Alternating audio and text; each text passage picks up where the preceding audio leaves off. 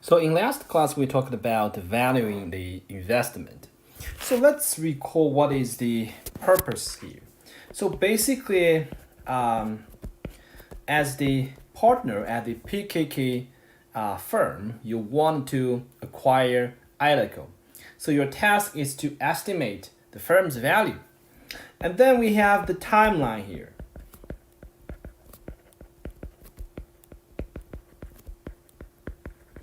So let's say you wanted to invest for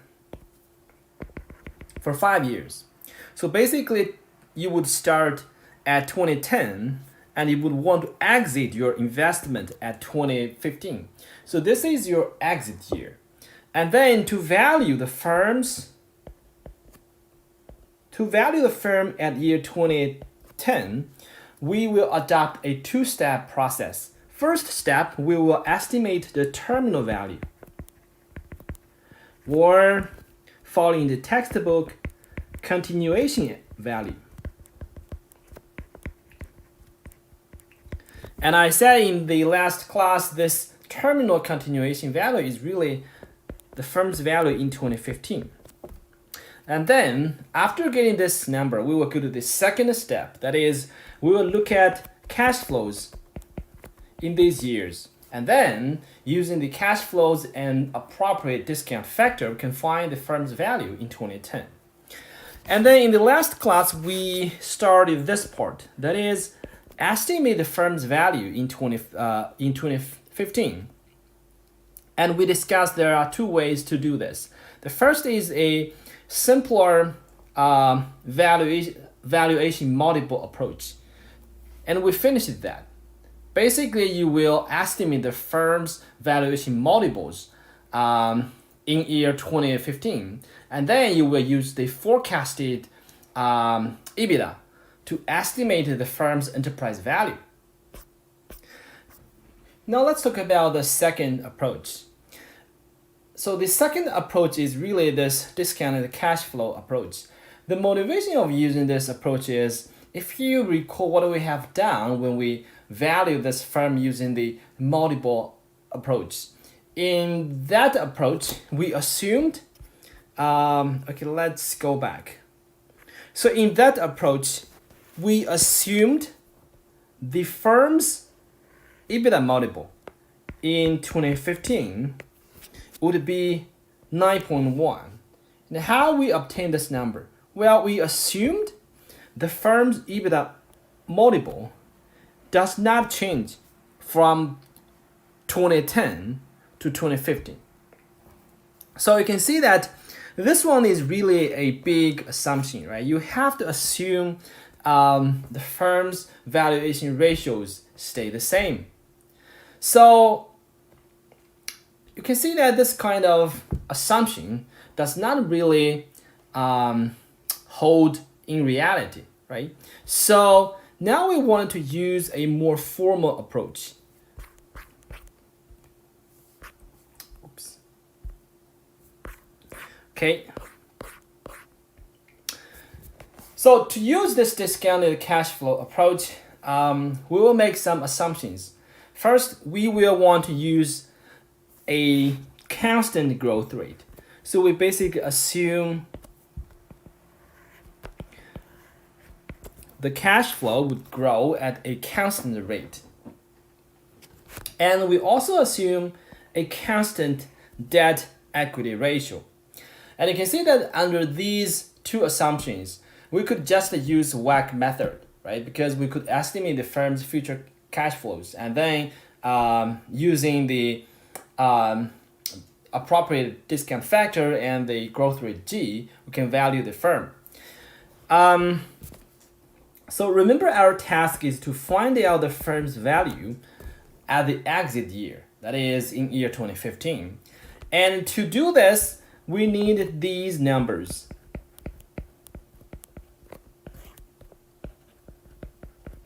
So we need this cost of capital, and we need the growth rate, and we also need the firm's free cash flow in 2016. Now let's see how can we find out this number, right? Free cash flow in 2016. 2016. First, the formula, of course. So basically, we will use the same formula we have used before to calculate the firm's free cash flow. So this number, free cash flow, equals unlevered net income plus depreciation minus the change in net working capital minus capex. And how do we get free cash flow in 2016? Well, clearly we have to find out unlevered net income in 2016, depreciation in 2016, and the change in net working capital in 2016, and capex in 2016. To obtain these numbers, we will further make some assumptions. So let's see what kind of assumptions we want to make here. So first, we will assume the firm's sales number would grow at rate G. That is, after 2015. We assume the firm's sales will grow at a constant rate G forever. And then we would assume the firm's operating expense remain a fixed percentage of sales. Under these two assumptions, we can find out the firm's unlevered net income would actually also grow at a constant rate of G. Now, how do you see this? Well, it's just a basic accounting equation. So the firm's unlevered net income, right, basically equals 1 minus corporate tax rate times EBIT. And EBIT can be considered as the difference between sales and operating expense. Right? And now we assume that operating expense is a fixed percentage of sales. So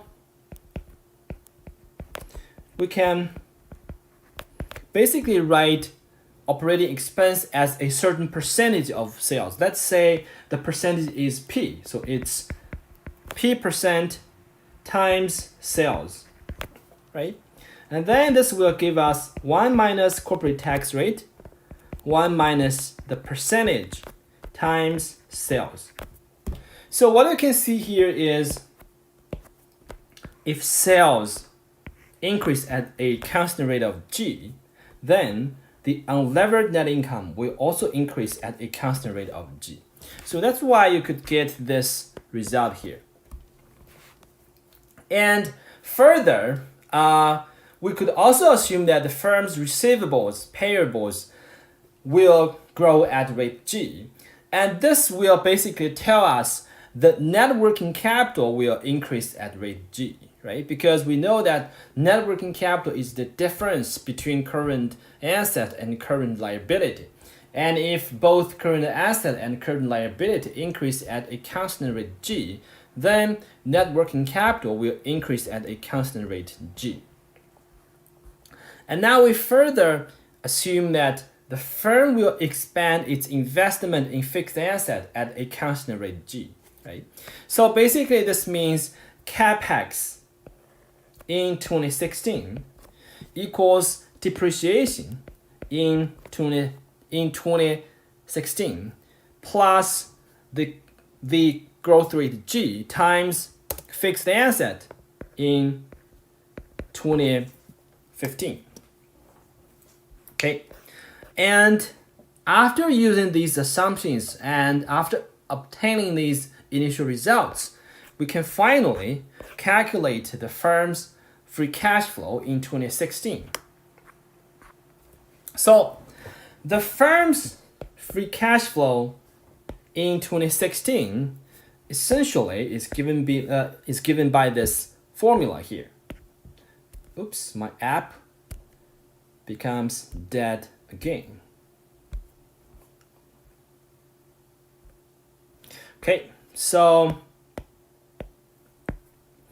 what you can see here is the free cash flow is given by this formula.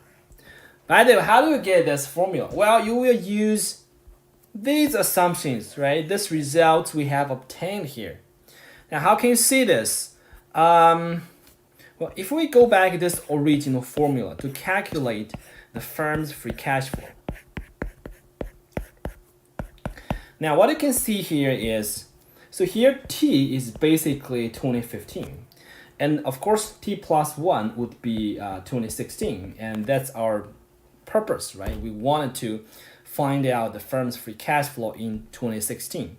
And we know that the unlevered income increases at a constant rate of G. So basically you can see that this will be 1 plus G times unlevered net income in 2015. This whole thing, right? And then we also learned we have these two guys, right? We also learned that capital expenditure in 2016 equals depreciation in 2016 plus G times fixed asset. So this basically tell you that capital expenditures in 2016 minus depreciation in 2016 equals G times fixed assets in 2015. So this tells us we could combine these two terms and it will become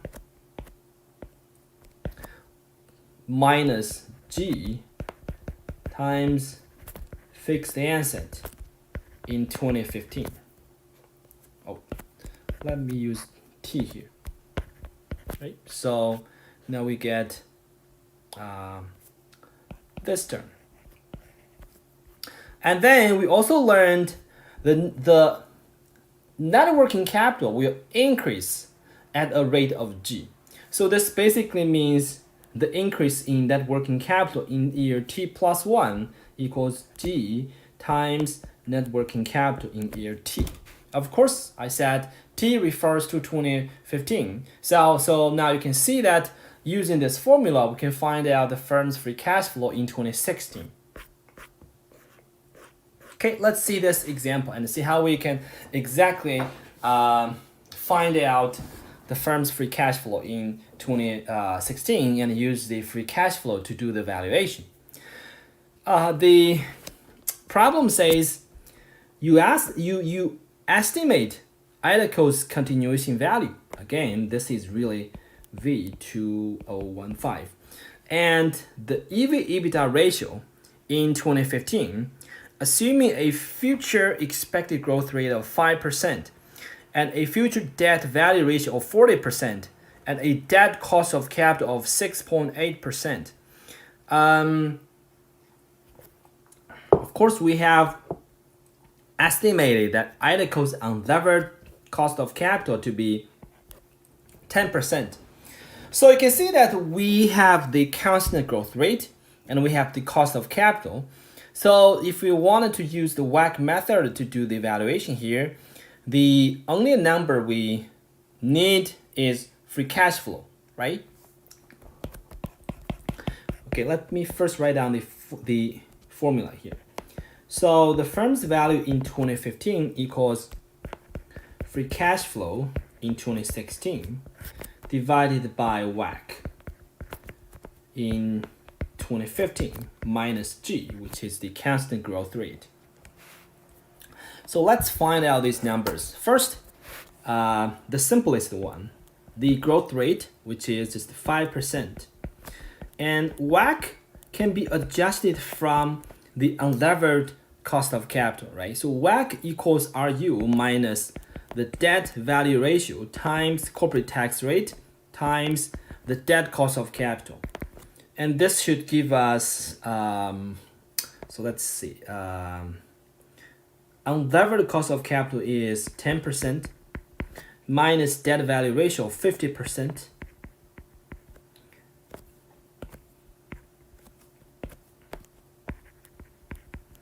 And we have the corporate tax rate, I believe it's 35%. Yeah, 35%. And then we have the debt cost of capital, which is 6.8%. And this will give us a number of 9.05%. Okay. Next, the major component, that is the free cash flow in 2016. So here we will use the formula we found out, right? So the formula is, oops.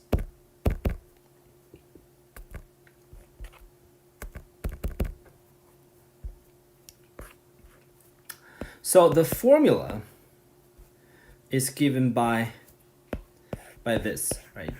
So basically, to find out the free cash flow in 2016, we have to find out the firm's unlevered net income in 2015, right?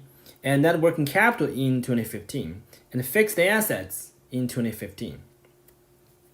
And we have obtained all these numbers from previous exercises. And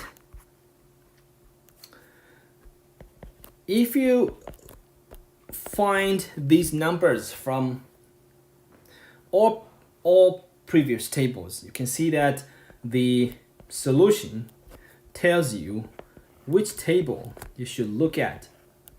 So using these tables, we can find out the numbers we need, and we will be able to find out the firm's free cash flow in 2016, which is $11.151 million. So after getting these numbers, right, plugging these numbers, you can see that the value of the firm in 2016 would be given by 11.151 divided by 9.05% minus 5%. And the value would be $275.33 million. And the problem also asks us the EV/EBITDA multiple ratio in 2015. This is easy because we have got the EV number here, which is 25.33. And then we only need the EBITDA forecast in 2015. And we could use the pro forma income statement. So let me see, where's the, oh, this one. So we wanted to find out the EBITDA in 2015, which is this one, right? So it's $32,094,000. So we plug in this number here. So EBITDA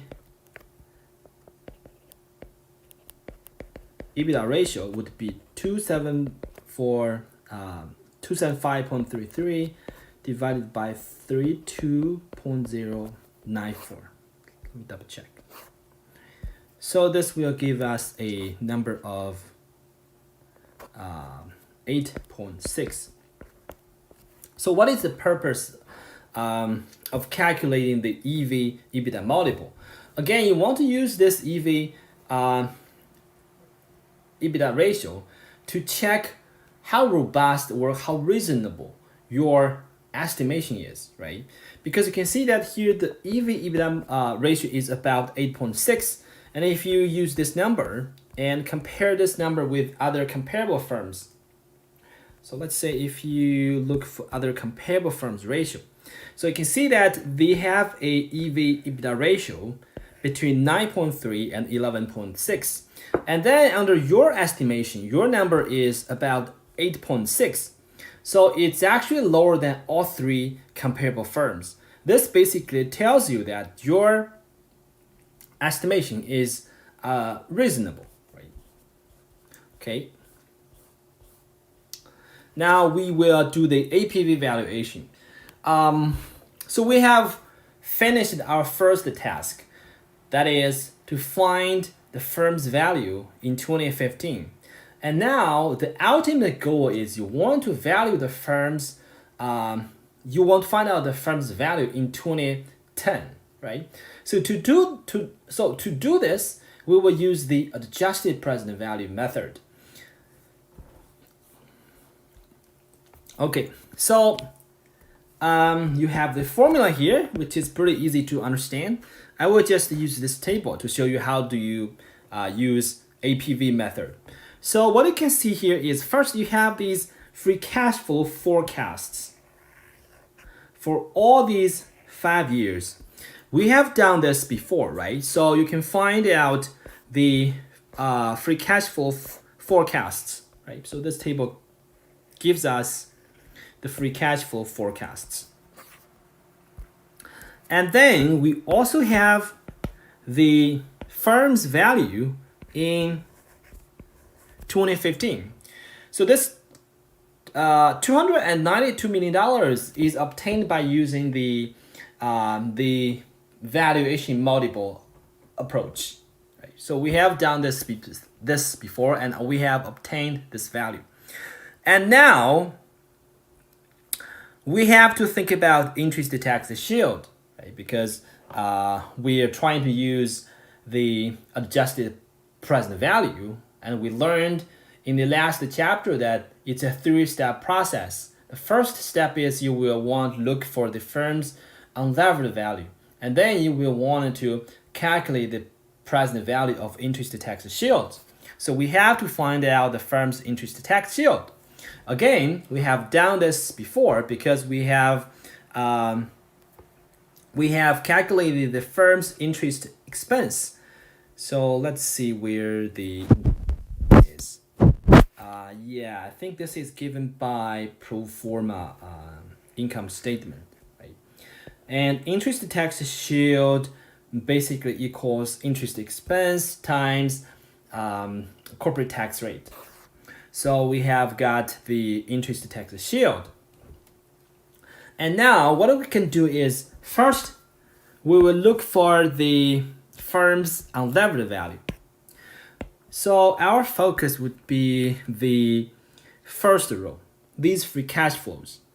So what you will do is you will start from the last period and you will move back 1 period each time and discount the cash flow and the next period value using the firm's unlevered cost of capital.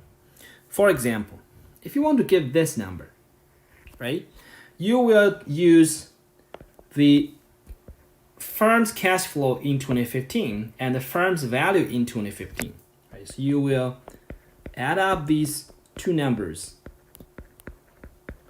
and you will discount this number at the unlevered cost of capital. If I remember it correctly, it should be 10%. Right? So this should give you 274,891. And this is just the value in 2014. And then you could continue to do so. Move 1 period backward. So you will now look at these two values, right?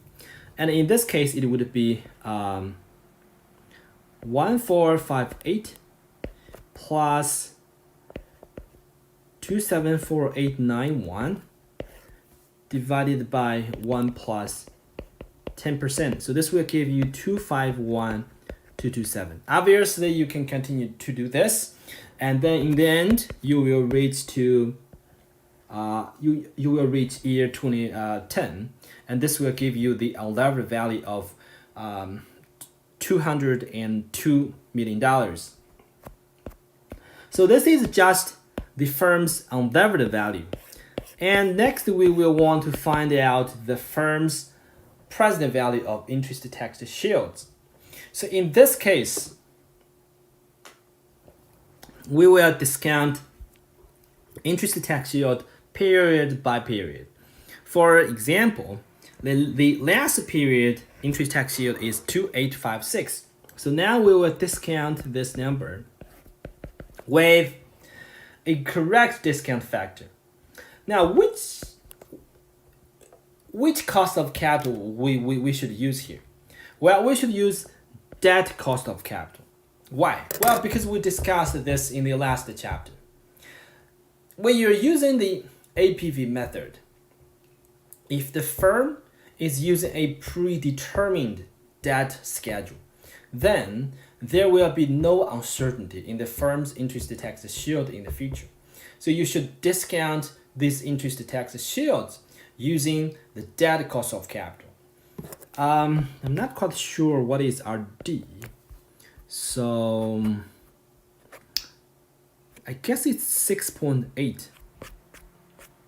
Okay, I'm not quite sure. You have to check the book. What is exactly this number?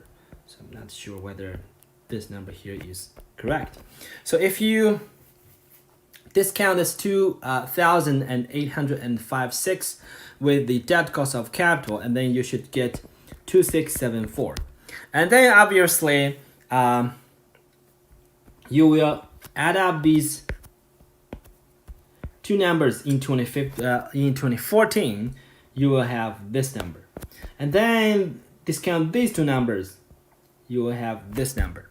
And you will continue to do so until you reach 2010. So this is the present value of the interest tax shield. And then you will add up these two numbers. Clearly, this will give you the firm's value in 2010. So this is just the firm's enterprise value. And then you will want to find out the firm's equity value, which is easy, right? So it's basically, basically you will use VL. So equity equals VL minus debt. Again, these debt levels are given by the problem. If you check the if you check the Excel file, you can see that debt levels in each year are given in table 22.5. So in the end, we can find out the firm's equity value. Okay.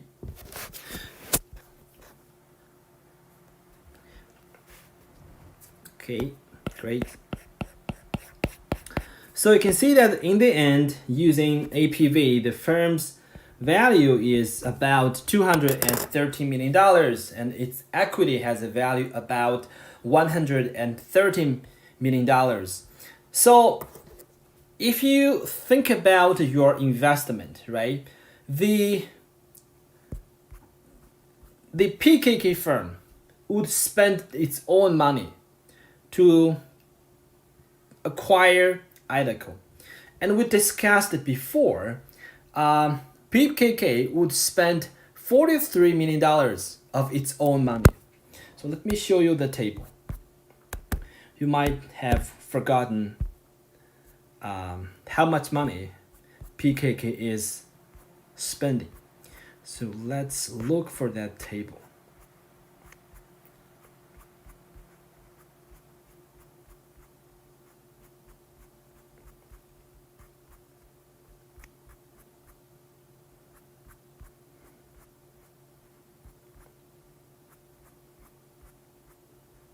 Okay, so it's table 22.6. So here we estimate the total expense for acquiring Idaho is given by this number, and we also talk about the PKK firm's financing, and we discussed PKK would invest its own money, and the amount of its own investment is $53 million. So if you simply calculate the PKK firm's return, then you can see that the investment return is actually pretty high, right? Because it invests $53 million. And then the return would be given by $113 million. Okay, now let's check our estimation. We wanted to understand whether our process or our method of estimating the firm's value is robust. Now, how could we do this? Well, we can do this by using this valuation multiple again. So what you can see here is we have estimated the enterprise value of the firm Idaho in 2010 is $213 million. So under this number, 213, we can calculate these valuation ratios. So let's look at the firm's, let's say, EV sales ratio. So we have estimated the firm's enterprise value is $213 million. And what is the firm's sales? If we use the Excel file, we can see that the firm's sales in 2010 is $75 million. So the EV sales would be given by the firm's value in 2010 divided by the firm's sales in 2010, which should be 213 divided by 75. I guess you will have a number of 2.8. You could also calculate the firm's EBITDA, right? And what you see here is under the proposed value, you can see that the value is actually higher compared with the other three firms, right? For example, if you look at EV sales, then what you see here is Idaho's EV sales ratio is 2.8, and then the other three comparable firms, the highest one is Luxottica, and its EV sales ratio is only 2.7. So what does this tell you, right? Well, maybe this implies your estimation is actually pretty aggressive, or you're very optimistic towards to the acquisition, right?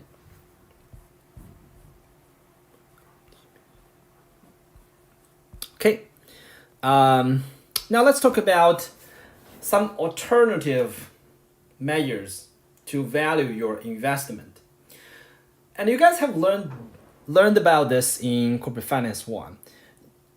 Generally, if you can use, generally there are two kinds of measures you can use to value the investment, right? The first one is use NPV.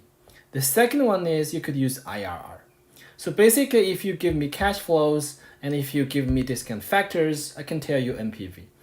And if you give me cash flows and if you let me assume the NPV is 0, then I can tell you what is the IRR, right? So the internal rate of return is really this discount factor, which makes your NPV equal 0, right?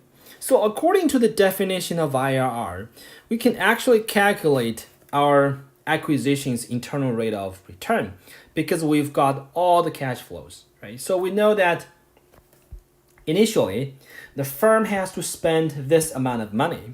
And then we also have all these free cash flow to equity figured out in previous exercises. And then we have this future equity value in 2015.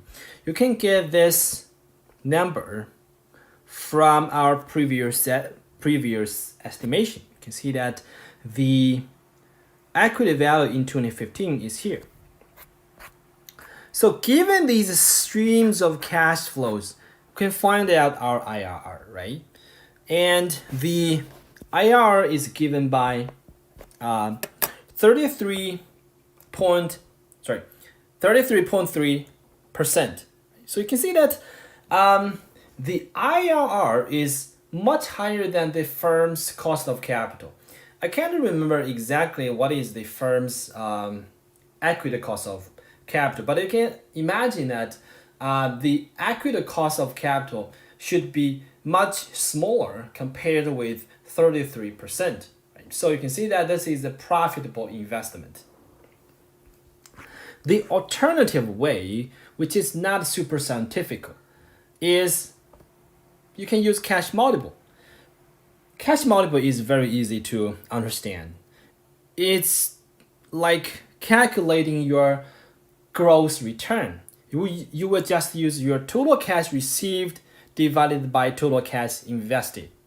So in this case, you can see that you will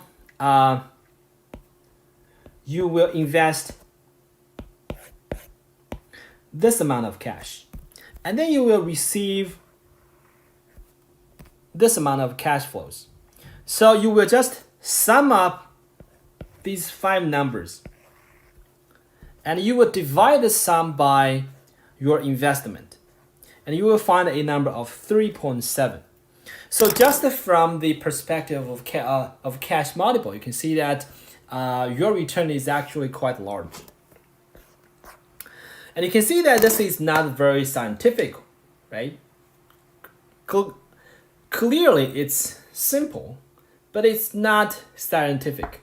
The reason is because when you're calculating cash multiple, you're just add up these cash flow together. And you can see that you're not discounting these cash flows with appropriate discount factor, right? So obviously you're not accounting for the time value of money. And you're also not accounting for the risks of these cash flows. Okay, great.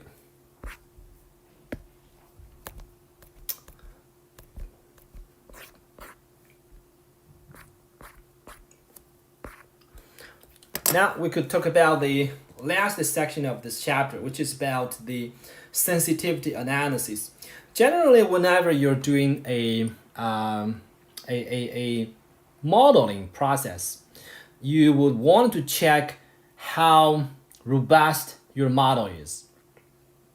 This is very important, right? Because we know that in any evaluation exercise, generally you will have to forecast several things. You have to forecast the cash flow, and you have to forecast growth rate, and you have to also forecast the future cost of capital. And all these forecasts, you have to check whether they are robust or not.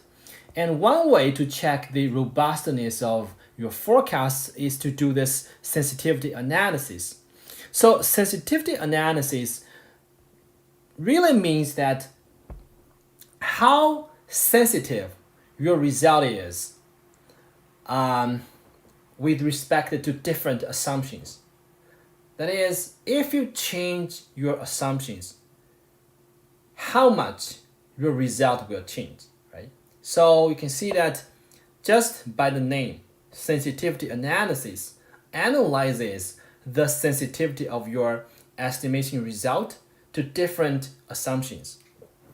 So in this exercise, to do the sensitivity analysis, we will want to change the assumptions such as the exit EBITDA multiple or the IDCO firm's unlevered cost of capital. So we want to check the EV EBITDA multiple in 2015.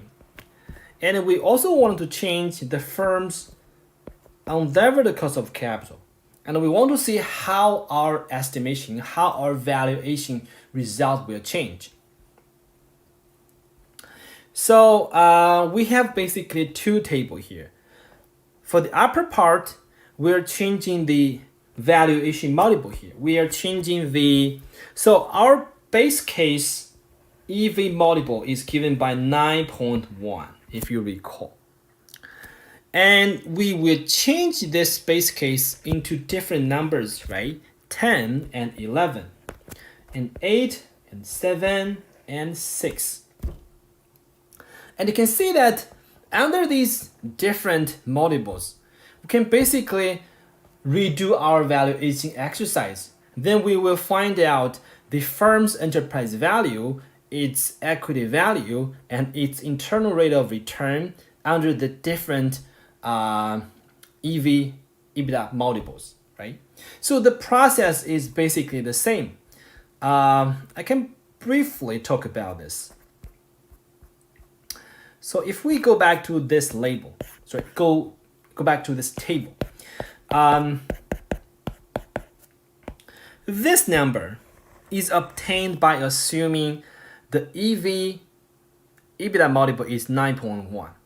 So if we assume a different EV EBITDA multiple, such as 10, this number will change, right? So if this number changes, then all these previous numbers will change. So in the end, the firm's levered value and its equity value will change, right? So that's how you get a new set of values under different assumptions of EV EBITDA multiples.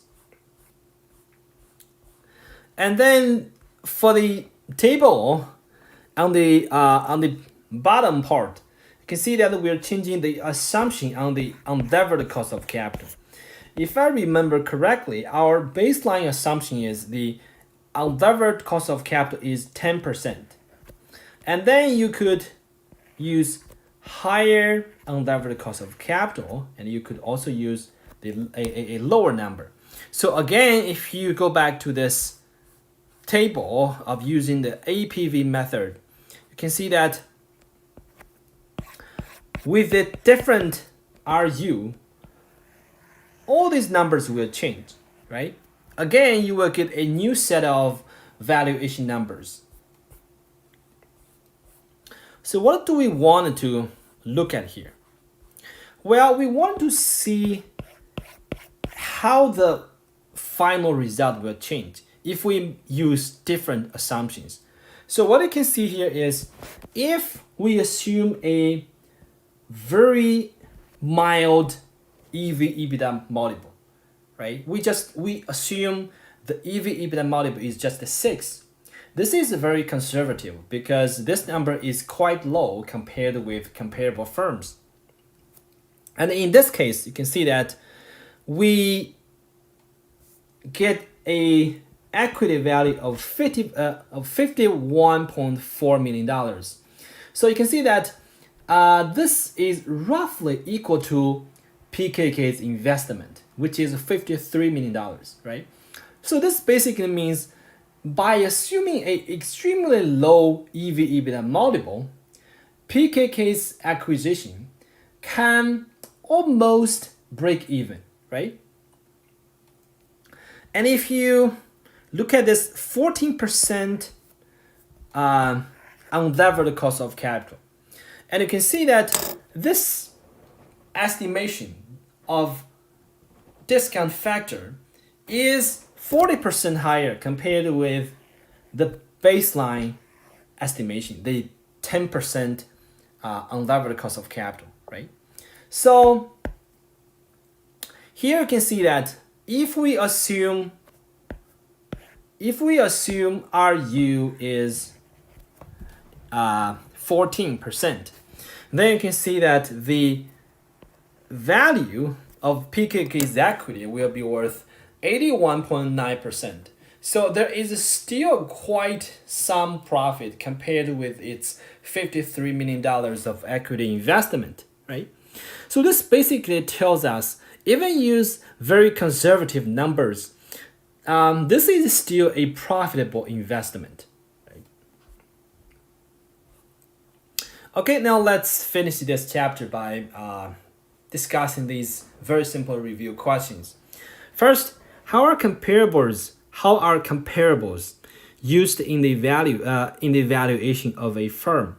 This is pretty simple, right? So basically what you want to do is you want to start with a valuation ratio. Let's say you want to use EV sales. Right? So let's say you want to value a certain firm. So the process is, first you will estimate a proper valuation ratio. So let's say the valuation ratio is 10. Right? How do you get this number? Well, you can look at comparable firms. Say if comparable firms, their EV sales number is about 8 to 12. Maybe you will use this average, which is 10. And then you will use this firm's sales. You will look at this firm's sales. So if the firm's sales is 1 million, right? So if the firm has the 1 million sales, then you can see that using EV sales ratio, you can back out, you can solve the firm's enterprise value, which is sales of $1 million times the EV sales ratio of 10. So you now will have a number which is $10 million. What is the pro forma income statement? It's really a income statement using forecasted numbers. So generally, if there are some important corporate transactions such as merger and acquisition, so in this case, firm will prepare this pro forma income statement to forecast how the firm's income will change due to this merger and acquisition. What are the potential pitfalls of using a cash multiple in valuing a investment? So we talk about this, right? Cash multiple is just a measure of gross return. So it does not really consider two important facts. The first is the time value of money, and the second is the risk of the cash flows. What is sensitivity analysis? So sensitivity analysis is a type of analysis which is used to check how robust your estimation is. In essence, you want to see how the estimation result will change if you change your assumptions. That is, how sensitive your estimation is to different assumptions. Okay, now let's move on to the next chapter, which is chapter 23.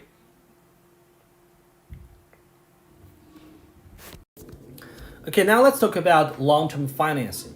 The first chapter talks about raise equity capital, and you can see that this is clearly important because when we talk about corporate, when we talk about capital structure in corporate finance too, we discussed there are basically two major forms of financing, right? Either equity or debt. So raising equity is obviously important. So we will first start talking about raising capital for private firms, and then we will discuss a private firm files for IPO, right? And then we will discuss the seasoned equity offering, that is a firm which has already filed for IPO obtain additional financing from new equity. Okay, so if a private firm tries to raise outside equity capital, it can seek this funding from different types of investors. So in this lecture, we will mainly talk about 4 types of investors: angel investors, venture capital firms, institutional investors, and corporate investors. So what are angel investors? Well, these are generally people, individuals. They provide initial capital to founders, to early stage firms. And in terms of the form of financing, angel investors, they generally hold a convertible note. Convertible note is really like convertible bond. The word convertible means the angel investors can convert the debt into equity, because you can see that convertible note is really a form of debt. And when the firm starts receiving equity financing, angel investors will be able to convert this debt into equity. This is important for earlier stage firms because these firms, they are at a very early stage. So it's very hard to value these firms. In this case, financing with equity will be hard. So these angel investors, they will finance use these angel investors, they will finance these early firms using debt. Of course, they don't want to give up the upside. So they want to retain the option of converting the firm's debt into equity in case the firm proves to be successful and be able to obtain additional financing through equity. And another very important source of funding for private firms is venture capital firms. I'm sure you guys have learned about this, right? The VC firms, they are a very important players in high growth small startups. So VC firms, they are generally incorporated as limited partnership. And it's limited partnership. So you can imagine there are two kinds of partners, right? We have LPs, limited partners, and we have GPs, general partners. Limited partners, they are really investors who provide money to venture capital firms. And general partners, they are essentially managers. So they manage the venture capital firms and they run the venture capital firms. So basically, LPs provide money, right, to general partners who are just managers. And general partners will invest LPs' money and try to seek for returns for limited partners. Now, what's the benefit of VC firms? Well, compared with angel investing, VC firms will offer limited partners diversification and expertise because general partners, they are experienced in investing in earlier stage firms. And also the VC firms will invest into multiple firms. So this will have diversification benefit, right? So this will reduce the investment risk. And what you can see here is, well, this is just some interesting statistics. So you can see that for Canada in 2016, we have these most active VC firms. And we also have the VC funding number of deals and number of venture capital funds invested in Canada. And then we also have some US numbers. And the third type of investors for private firms is PE firms, private equity firms. So these firms, they generally invest in equity of private firms. The difference is they could invest in more mature firms compared with VC firms, because VC firms specialize in investing in very early stage firms. And a very important strategy for PE firms is LBO, leveraged buyout. So in this case, PE firms will borrow generally from several banks. So they will borrow from these banks. They will use the loan to buy the equity of a public firm. And then they will take this public firm private and make some improvements and then resell this firm. So this is a very popular strategy, which is called LBO. And then the fourth type of investors is institutional investors. So these investors are just the pension funds, insurance firms, endowments, and sovereign wealth funds and foundations. They can either invest directly in private firms, or they could invest indirectly. So to invest indirectly, they could basically become limited partners in VC firms or in PE firms. So one case is CalPERS, which is the largest pension fund in the US. So CalPERS in 2015 invested $29 billion of its 300 billion portfolio in private equity.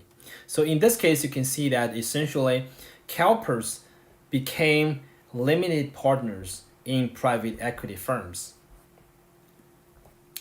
And then the last type of investors is corporate investors. And just from the name, you can see that in this case, a firm invests in another firm.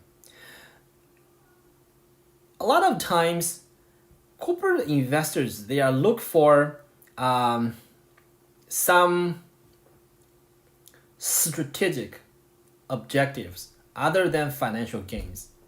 For example, Daimler, which is the parent firm of Mercedes, invested $50 million for 10% equity stake in Tesla. And in this case, you can see that the purpose most likely is about Tesla's technology, right? So developing the battery technology or electric driving technology. Okay, now let's talk more about VC financing.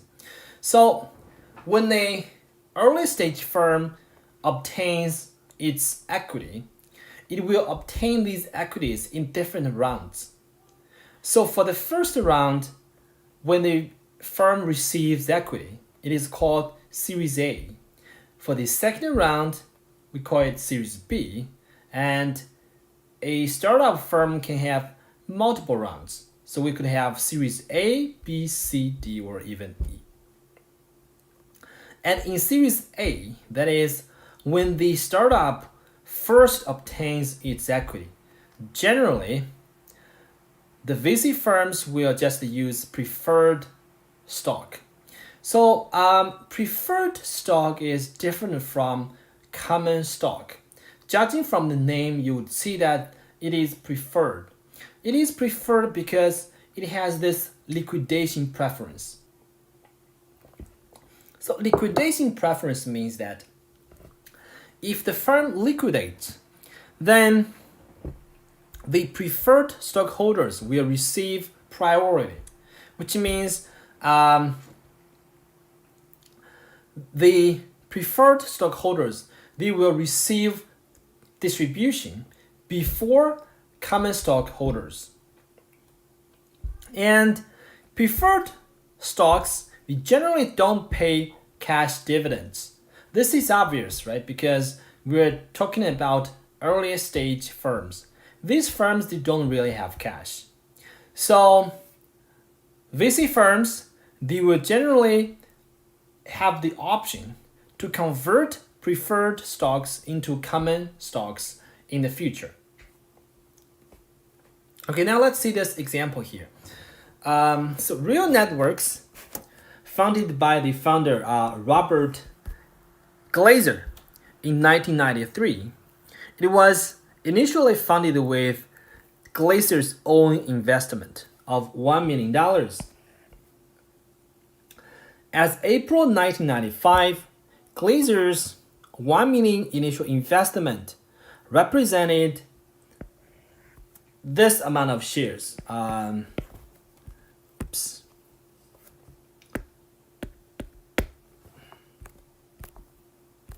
So the the app becomes dead again. Oops. Okay. So it represents this amount of shares. And these are preferred stocks. And this is Series A financing. So essentially, the founder himself serves as his own VC investor. So this implies that the initial price of the share is $0.07, which is essentially 1 divided by this number. Okay, now let's say the firm, Real Networks, decided to raise additional money. In this time, we call it Series B. It's still preferred stock. So in this case, we assume Real Networks sold this amount of shares. And the selling price was $0.67. And you can see that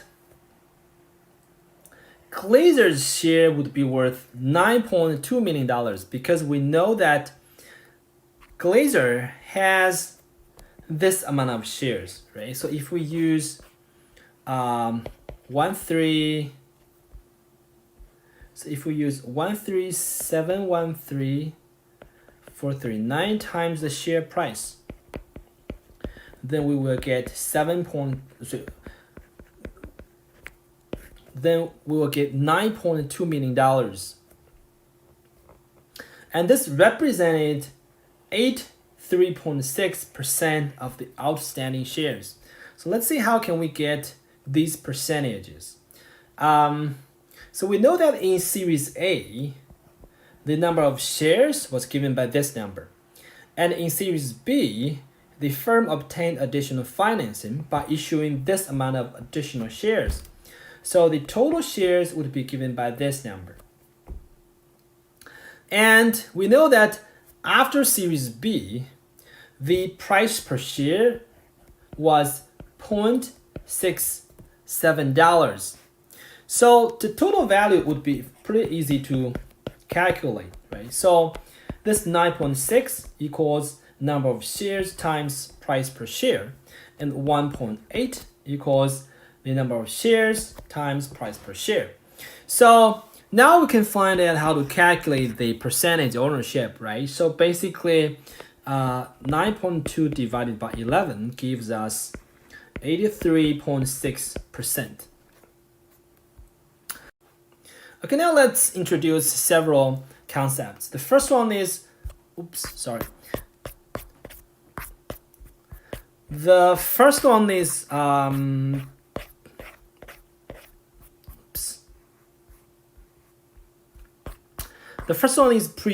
pre-money valuation. This is the value of the firm's old shares at the funding round price. For example, the pre-money valuation is $9.2 million in the Real Networks example. So how do we get this? Well, because according to the definition, pre-money valuation is the firm's old shares at the funding round price. So you can see that the old number of shares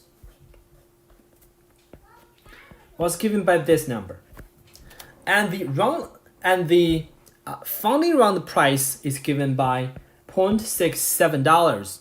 So the total value here is given by 9.2.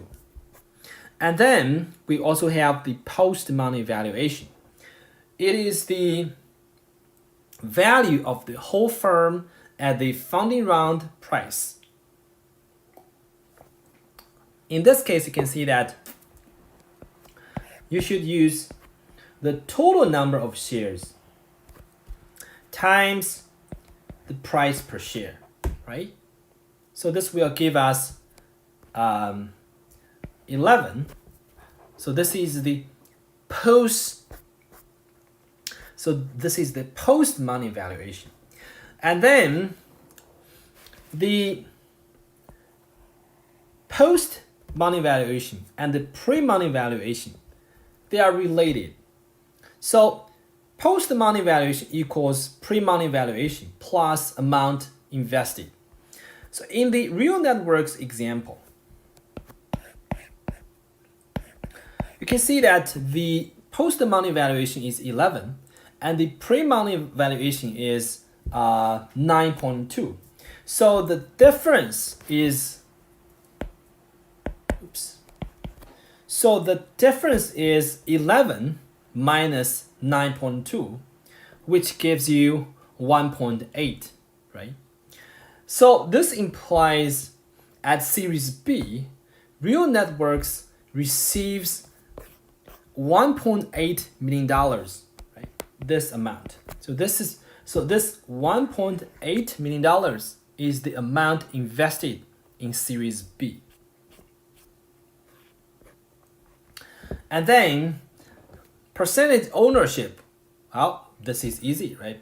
So it's the amount invested divided by post-money valuation. So in this case, you can see that if we use 1.8 divided by 11, this gives us 16.4%. So this is the percentage ownership of the new investor.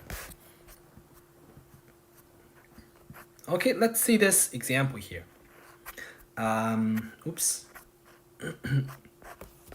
Okay, let's say you founded your own firm.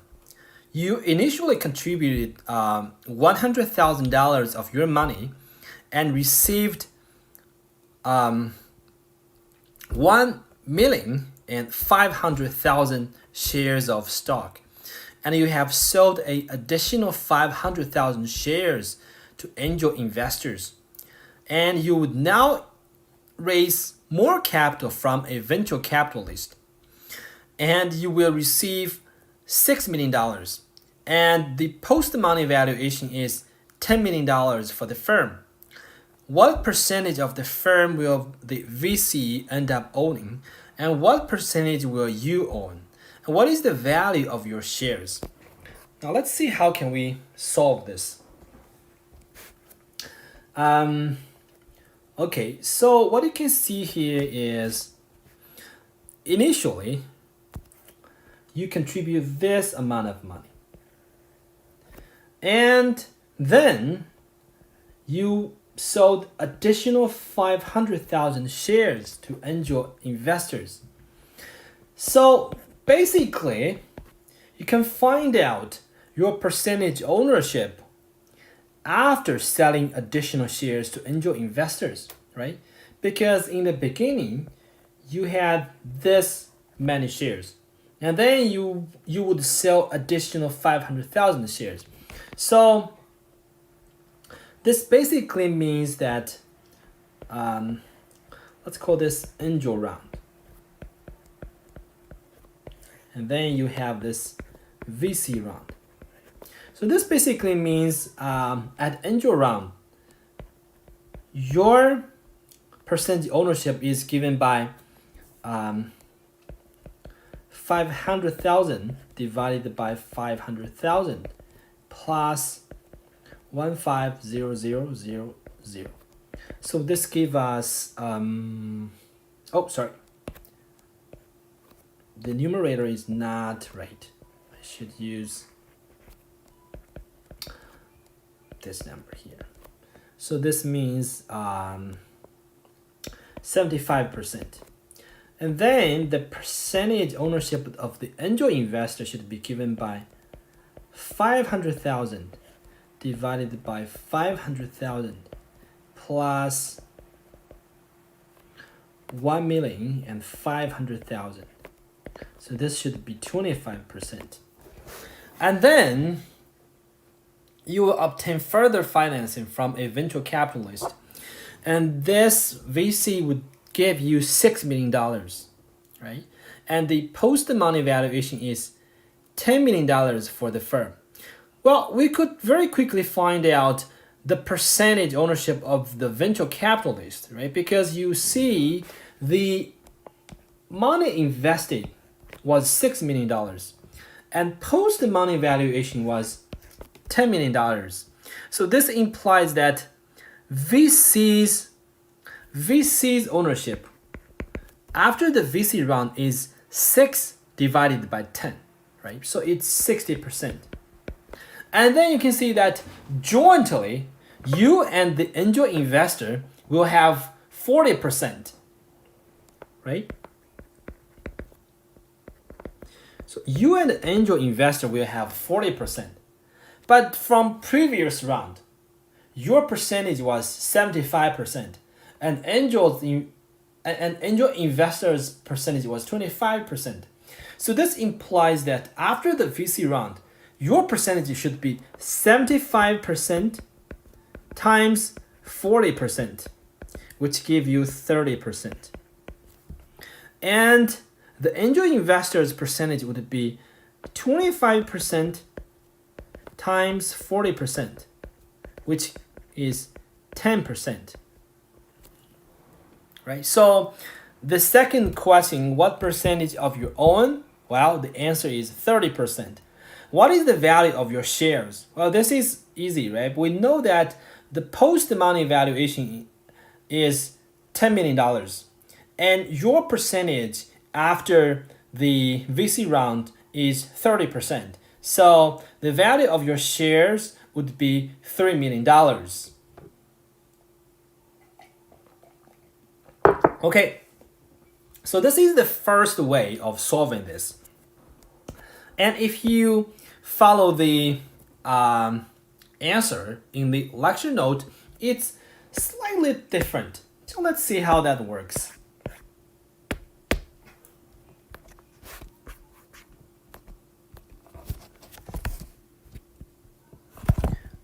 Okay, so let's see how that works.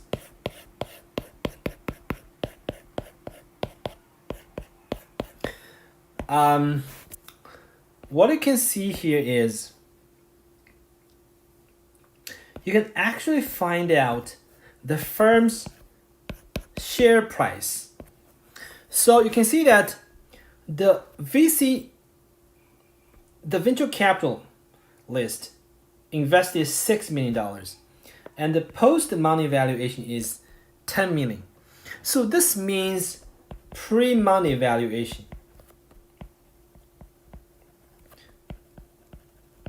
should be 10 minus 6, which is 4, right? It's $4 million.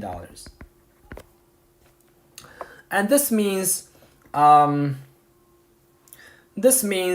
the share price would be,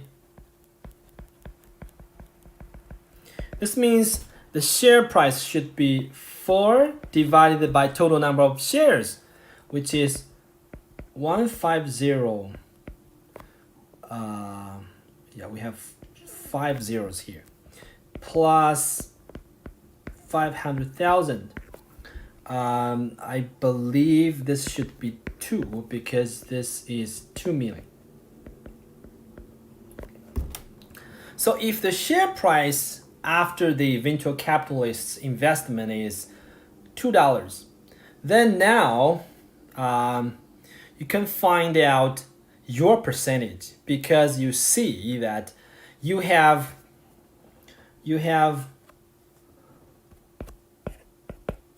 this amount of shares, right? You have 1,500,000 shares of stock. So if you use your number of shares times the share price, which is 2, then you can instantly see that the value of your shares is $3 million.